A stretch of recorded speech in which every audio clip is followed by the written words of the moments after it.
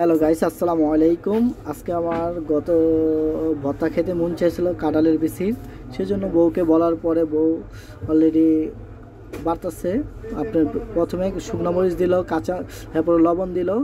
শিলপাটার ভর্তা খেতে তো অনেক মজাই আলাদা। বললাম আমি আপনাদের ওই ভিডিওটা দেখাতে পারি নাই, ভাজার ভিডিওটা, কাঁঠালের বিচির ভাজার ভিডিওটা। কাঁঠালের বিচির ভর্তা আসলেই মজা, দেখেন খুব সুন্দর করে ভেজে এখন ধুয়ে এখন পাড়াতে দিলাম।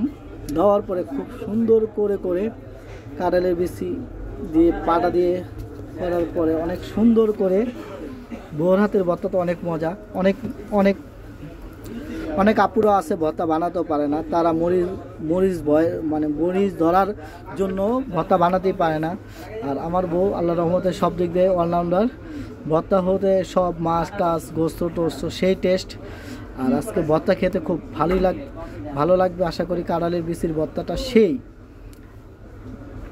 আজকে খুব মজাই একটা কাঁঠালের বিচির ভর্তা, যে অনেকে খাওয়া পছন্দ করে না, আর যারা না খান অবশ্যই এভাবে একদিন কাঁঠালের বিচি ভর্তাটা খাবেন। খাওয়ার পরে স্বাদটা বুঝতে পারবেন কতই মজা, এত এত মজা।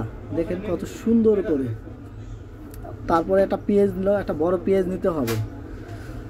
পেঁয়াজ নিয়ে এরপরে দেওয়ার পরে পেঁয়াজগুলো খুব সুন্দর করে বেটে মিশ করে তারপরে একটু ধরেন আলু ভর্তার মতন আঠা এসে পড়বে। যখনই আলু ভর্তার মতন আঠাটা এসে পড়বে তখনই ভর্তাটার স্বাদ আলাদা। খাওয়ার পরে খুব মজাই লাগছে গাইস, দেখুন কি সুন্দর করে ভর্তা বানাইতেছে।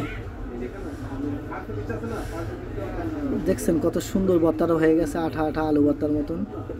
খুব কাঁঠালের বিচির ভর্তাটা অনেক মজা, অ্যাকচুয়ালি যারা খায় তারা বোঝে ভর্তা বানানোর স্বাদই আলাদা। দেখেন এখন ভাত দিয়ে খাবো, সেই টেস্ট